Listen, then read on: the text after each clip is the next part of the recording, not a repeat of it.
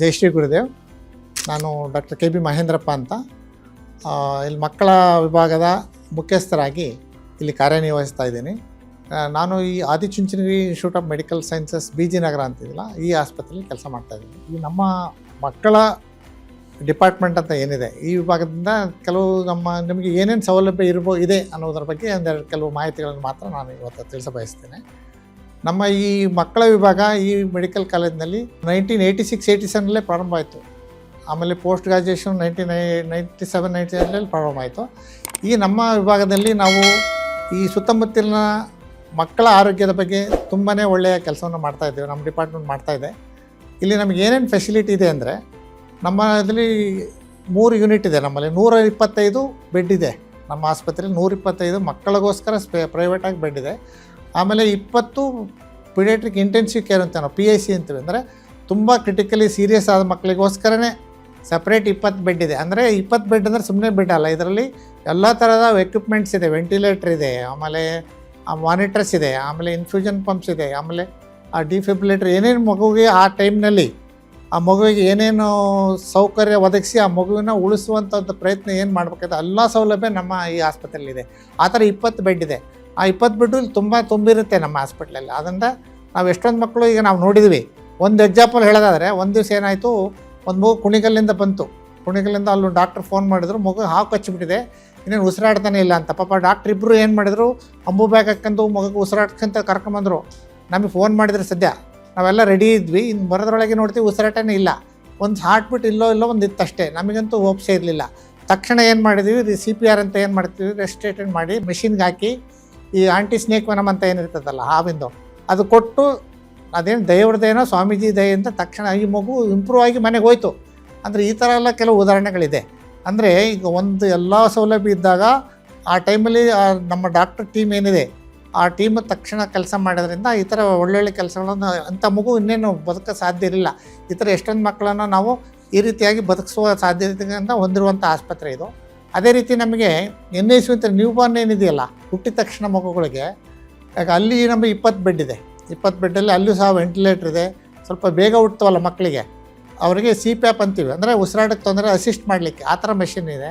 Phototherapy, jaundice ಆದಾಗಲೂ ಫೋಟೋಥೆರಪಿಯಲ್ಲಿದೆ. ಬೇರೆ ಎಲ್ಲ ಥರದ ಎಕ್ವಿಪ್ಮೆಂಟ್ ಹೊಂದಿರುತ್ತೆ. ನ್ಯೂ ಬಾರ್ನ್ ಅಂತ ಏನು ಕೇರ್ ತಗೋತೀವಿ ಅದು ನಮ್ಮ ಈ ಡಿಪಾರ್ಟ್ಮೆಂಟಲ್ಲಿದೆ. ಆಮೇಲೆ ಔಟ್ ಪೇಷಂಟ್ ಅಂತ ಏನು ಮಾಡ್ತೀವಿ, ನಮ್ಮ ಇದರಲ್ಲಿ 4 ಕನ್ಸಲ್ಟೇಷನ್ ಕೊಠಡಿ ಇದೆ. ಅದೇ ರೀತಿ ಇಮ್ಯುನೈಸೇಷನ್, ನಾವು ಲಸಿಕೆಗಳನ್ನು ಆಲ್ಮೋಸ್ಟು ಎಲ್ಲದನ್ನು ಕೊಡ್ತಾಯಿದ್ದೀವಿ. ನಿಮ್ಗೆ ಯಾವುದೇ ಲಸಿಕೆ ಬೇಕಿದ್ರೂ ಎಷ್ಟೊಂದು ಫ್ರೀ ಆಫ್ ಕಾಸ್ಟು ನೀವು ಲಸಿಕೆಗಳನ್ನು ನಾವಿಲ್ಲಿ ಉಚಿತವಾಗಿ ಎಲ್ಲ ಮಕ್ಕಳಿಗೆ ಡೈಲಿ ಕೊಡ್ತಾಯಿದ್ದೀವಿ. ಇದರಿಂದ ಎಷ್ಟೋ ಮಕ್ಕಳಿಗೆ ಅನುಕೂಲ ಆಗ್ತಾಯಿದೆ. ಅದೇ ರೀತಿ ನಾವು ಇಲ್ಲಿ ಮಕ್ಕಳು ಬರ್ತಾವಲ್ಲ, ಕೆಲವು ಮಕ್ಕಳು ನಮ್ಮ ಆಸ್ಪತ್ರೆಯಲ್ಲಿ ಸೀರಿಯಸ್ ಆಗಿ ಅಡ್ಮಿಟ್ ಆಗಿ ಡಿಸ್ಚಾರ್ಜ್ ಹೋಗಿ ಫಾಲೋ ಅಪ್ ಬರ್ತಾವಲ್ಲ, ಆ ಥರ ಮಕ್ಕಳಾಗಲಿ, ಕೆಲವು ಚೆನ್ನಾಗಿರೋಂಥ ಮಕ್ಕಳಿಗೆ ಆಟ ಆಡ್ಲಿಕ್ಕೆ ಒಂದು ಏರಿಯಾ ಮಾಡಿದ್ದೀವಿ ನಾವು, ಪ್ಲೇ ಏರಿಯಾ ಅಂತ. ವಿತ್ ಚಿಕ್ಕ ಮಕ್ಕಳಿಗೆ ಸೈಕಲ್ ಆಗಲಿ ಅಥವಾ ಒಂದು ಆಟ ಆಡೋ ಎಷ್ಟೊಂದು ಸಾಮಾನುಗಳು ಇರ್ತೀವಿ. ನಮ್ಮ ಮಕ್ಕಳು ನೋಡಲಿಕ್ಕೆ ನಮಗೂ ಖುಷಿ ಆಗುತ್ತೆ. ಇಂಥ ಸೀರಿಯಸ್ ಆಗಿ ಬಂದ ಮಕ್ಕಳು ಡಿಸ್ಚಾರ್ಜ್ ಆಗಿ ಹೋಗಿ ಮತ್ತು ಫಾಲೋಅಪಿಗೆ ಬರ್ತಾರೆ. ಆವಾಗ ಅವ್ರು ಆಟ ಆಡೋದು ನೋಡೋದೇ ನಮಗೊಂಥರ ಖುಷಿ. ಆ ಥರ ಒಂದು ನಾವು ಮಕ್ಕಳಿಗೆ ಖುಷಿಯಾಗೋಂಥ ಕೆಲವು ವಾತಾವರಣ ಸಹ ನಾವು ಇಲ್ಲಿ ಮಾಡಿದ್ದೀವಿ.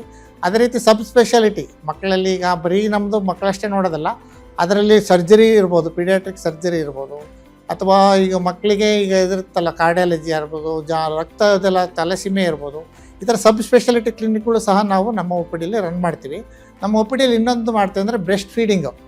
ಈ ತಾಯಂದಿರಿಗೆ ಬ್ರೆಸ್ಟ್ ಫೀಡಿಂಗ್ ಬಗ್ಗೆ ಅರಿವು ಮೂಡಿಸುವ ಬಗ್ಗೆ ನಮಗೆ ಲ್ಯಾಕ್ಟೇಷನ್ ಕನ್ಸಲ್ಟೆಂಟ್ ಅಂದರೆ ಒಬ್ಬ ಲೇಡಿ ನಾವು ಅಪಾಯಿಂಟ್ ಮಾಡ್ಕೊಂಡಿದ್ದೀವಿ.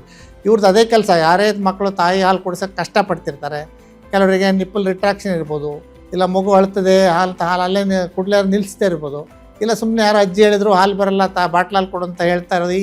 ಈ ಥರ ಕೆಲವು ನಂಬಿಕೆಗಳನ್ನು ನಾವು ತೊಡೆಯೋದಕ್ಕೋಸ್ಕರ ಈ ಲ್ಯಾಕ್ಟೇಷನ್ ಕಂಟೆಂಟ್ ಅಂತ ನಮ್ಮ ಈ ಲೇಡೀಸ್ ಹರ್ಷಿತಾ ಅಂತಿದ್ದಾರೆ, ಅವ್ರು ಏನು ಮಾಡ್ತಾರೆ, ಈ ಥರ OPDಯಲ್ಲಾಗಲಿ ವಾರ್ಡಾಗಲಿ ಎಲ್ಲ ಹಾಲುಣಿಸುವ ಎಲ್ಲ ತಾಯಂದಿರಿಗೆ ಇವ್ರೇನು ಮಾಡ್ತಾರೆ, ಮಾಡೋ ಗೈಡೆನ್ಸ್ ಕೊಟ್ಟು ಅವ್ರಿಗೆ ಅಸಿಸ್ಟ್ ಮಾಡ್ತಾರೆ. ಅಂದರೆ ಯಾವ ಥರ ಮಗುಗೆ ಬರ್ಪ್ ಮಾಡಬೇಕು, ಯಾವ ಥರ ಲ್ಯಾಚ್ ಮಾಡಬೇಕು, ಅಂದರೆ ಮಗುವಿಗೆ ಹಾಲು ಸಾಕಾಗತ್ತಿಲ್ಲ ಬಗ್ಗೆ ಅರಿವು ಸಹ ಮೂಡಿಸ್ತಾರೆ. ಅದೇ ರೀತಿ ನಮ್ಮ ಮಕ್ಕಳಲ್ಲಿ ಎಮರ್ಜೆನ್ಸಿ ಕಾರ್ನರ್ ಅಂತ ಬೇರೆ ಇಟ್ಕೊಂಡಿದ್ದೇವೆ. ಸಡನ್ನಾಗಿ OPD ಒಂದು ಮಗು ಬಂತು ಸೀರಿಯಸ್ ಆಗಿ, ಅಲ್ಲಿ ಶಿಫ್ಟ್ ಮಾಡೋಕ್ಕೂ ಟೈಮ್ ಇಲ್ಲ. ಆ ಥರ ಅಲ್ಲಿ ಒಂದು ಎಮರ್ಜೆನ್ಸಿ ಕಾರ್ನರ್ OPDಯಲ್ಲೇ ಸಹ ತಕ್ಷಣ ಅದಕ್ಕೆ CPR ಮಾಡಿ ಆಮೇಲೆ ಶಿಫ್ಟ್ ಮಾಡೋಕ್ಕೆ ಅದು ಅಂಥ ವ್ಯವಸ್ಥೆಯನ್ನು ನಾವು ಮಾಡ್ಕೊಂಡಿದ್ದೀವಿ. ಅದೇ ರೀತಿ ಏನಾಗುತ್ತೆ, ಈ ಯಾವುದೇ ಥರದ ಮಕ್ಕಳು ಇಲ್ಲಿ ನಮ್ಮ ಏರಿಯಾದಲ್ಲಿ ನಮ್ಮ ಮೆಡಿಕಲ್ ಕಾಲೇಜಿಗೆ ಸ್ವಲ್ಪ ರೂರಲಲ್ಲಿ ಸೆಟ್ ಆಗಿರೋದ್ರಿಂದ ಎಲ್ಲ ಪೂರ ನೀಡಿ ಚಿಲ್ಡ್ರನ್ ಏನಿರ್ತದ ಏನೋ ದುಡ್ಡು ಕಡಿಮೆ ಇದ್ದರೂ ಸಹ ಸ್ವಾಮೀಜಿ ದಯೆಯಿಂದ ಎಷ್ಟೊಂದು ಮಕ್ಕಳಿಗೆ ಕಡಿಮೆ ಹಣದಲ್ಲಿ ಚಿಕಿತ್ಸಾ ವ್ಯವಸ್ಥೆಯಲ್ಲಿ ಈ ಹಾಸ್ಪಿಟ್ಲಿಗೆ ಮಾಡಿದೆ. ಇದೇ ರೀತಿ ಇನ್ನೂ ಹಲವು ಒಳ್ಳೆಯ ಕೆಲಸಗಳನ್ನು ನಮ್ಮ ಈ ಮಕ್ಕಳ ವಿಭಾಗ ಮಾಡ್ತಾ ಇದೆ. ಇದೆಲ್ಲ ತಾವು ಸದುಪಯೋಗ ಪಡಿಸ್ಕೊಳ್ಬೇಕು ಅಂತ ಹೇಳಿ ನಾನು 2 ಮಾತು ಮುಗಿಸ್ತೀನಿ. ನಮಸ್ಕಾರ.